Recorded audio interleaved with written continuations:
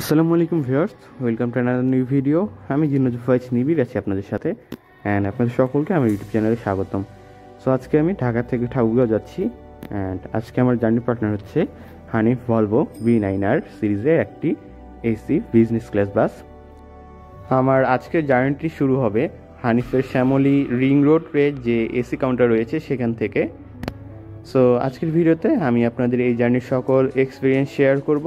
দেখা হচ্ছে ইন্ট্রোর পরে সরাসরি কাউন্টারে গিয়ে।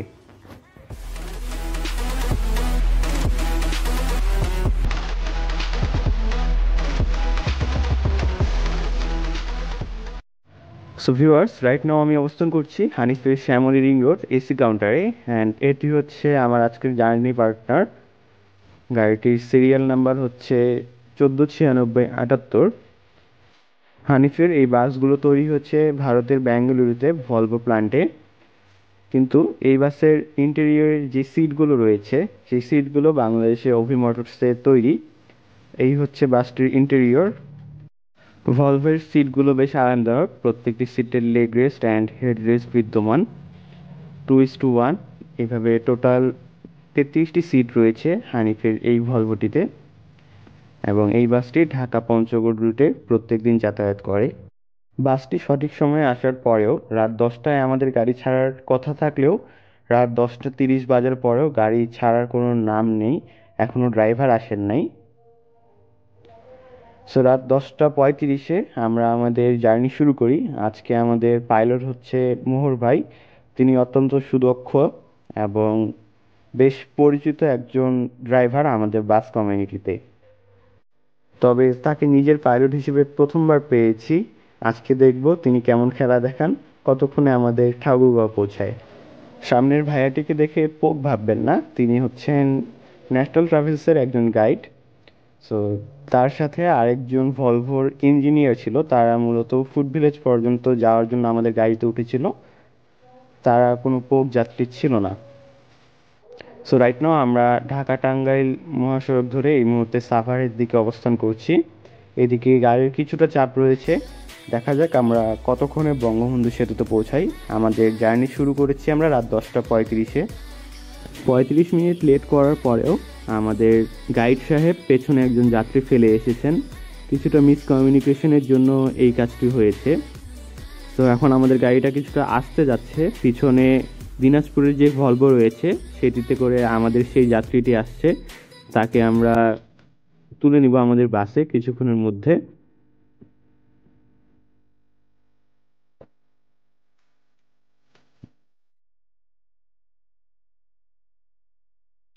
পাইলট সাহেব আস্তে আস্তে ড্রাইভ করে তেমন মজা পাচ্ছিলেন না, যে কারণে গাড়ি একেবারে থামিয়ে দিয়েছেন।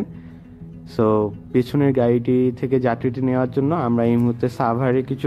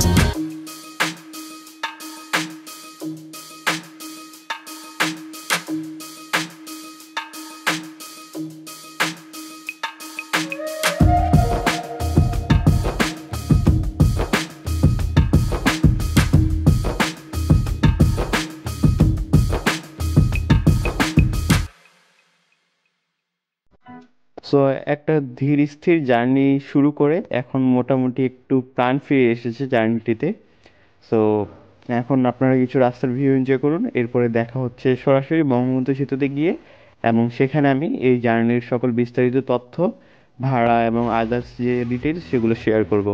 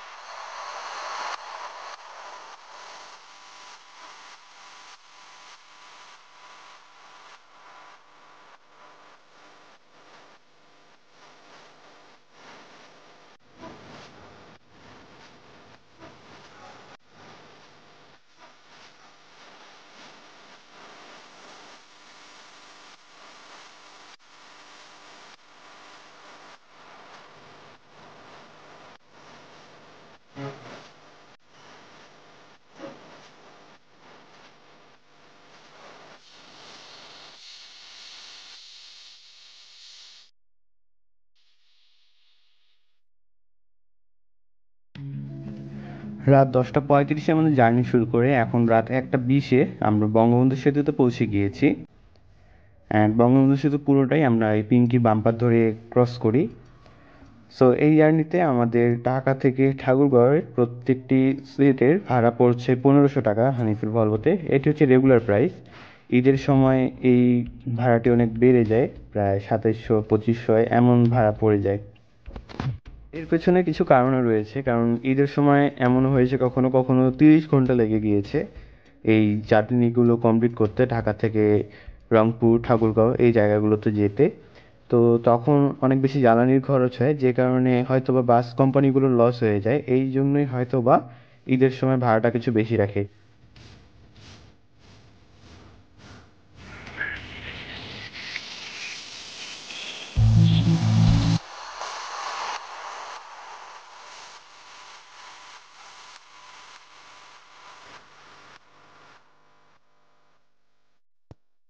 রাত 1টা 20-এ আমরা বঙ্গবন্ধু সেতুতে উঠার পরে রাইট নাও রাত 2টা 40-এ আমরা এখন ফুড ভিলেজ প্লাসে অবস্থান করছি। এখানে আমাদের যাত্রা বিরতি দেওয়া হয়েছে খাওয়া দাওয়া, এবং এখন যেহেতু রোজার মাস ছিল যখন আমি এই জার্নিটিতে ছিলাম, সো তখন আমরা সেই জন্য এখানে ব্রেক পেয়েছিলাম, বাট নামাজের কোনো বিরতি পাই নাই।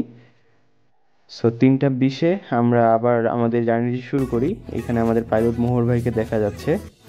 3টা 20 এত দেরি হতো না, একজন যাত্রী আমাদের মিসিং ছিল, একজন না দুজন অ্যাকচুয়ালি। সো তারা আসতে কিছুক্ষণ লেট করে, আবারও আমাদের যাত্রীর জন্য অপেক্ষা করতে হয়। সেই যাত্রীগুলো আসার পরে আমরা আবারও আমাদের জার্নিটি শুরু করি। সো হঠাৎ রাত থেকে দিন কেমনে হয়ে গেল সেটি ভাবছেন হয়তোবা। যেহেতু রোজার মাস ছিল, লাস্ট কিছু রোজা দিয়ে অবশ্যই সবার শরীর টায়ার্ড থাকে। সো সেই পরে বাসে ওঠার পরে আমি কিছুক্ষণ চোখ বন্ধ করে ঘুমিয়ে পড়ি। দেন সকাল 6টা 30 বাজে এই মুহূর্তে আমরা প্রায় রংপুরের কাছাকাছি পৌঁছে গিয়েছি। এটি হচ্ছে ঢাকা রংপুর 4 লেন মহাসড়কের যে কাজ চলছে সেটির একটি অংশ। এখানে বেশ কিছুটা কাজ হয়ে গিয়েছে এবং কোনো কোনো জায়গায় বেশ ভালো কাজ হয়েছে। সামনে একটা ওভারব্রিজ রয়েছে, তবে এটি এখনো খুলে দেওয়া হয়নি।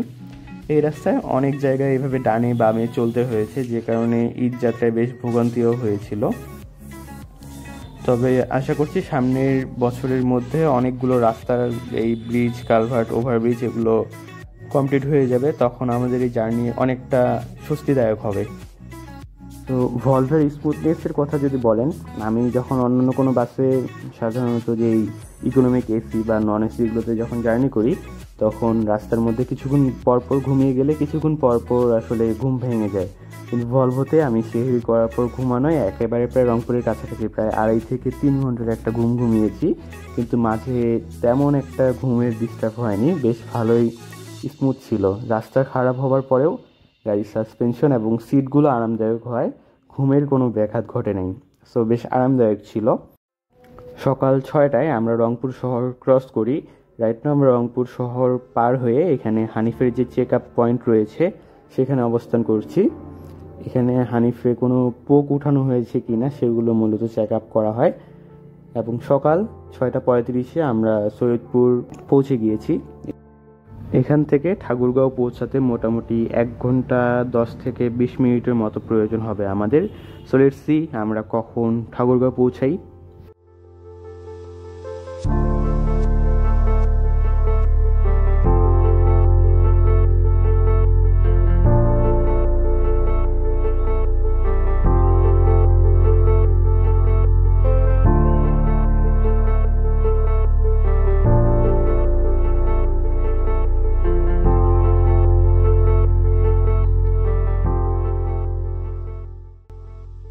সো ভিউয়ার্স, আমরা সকাল 7টা 43-এ ঠাকুরগাঁও শহরে পৌঁছে গিয়েছি।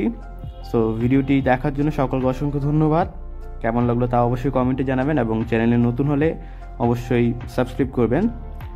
আর এই হচ্ছে জার্নির পরবর্তী অবস্থায় আমাদের বাসটি। সো দেখা হচ্ছে পরবর্তী ভিডিওতে। সে পর্যন্ত সবাই ভালো থাকবেন, সুস্থ থাকবেন। আল্লাহ হাফেজ, আসসালামু আলাইকুম।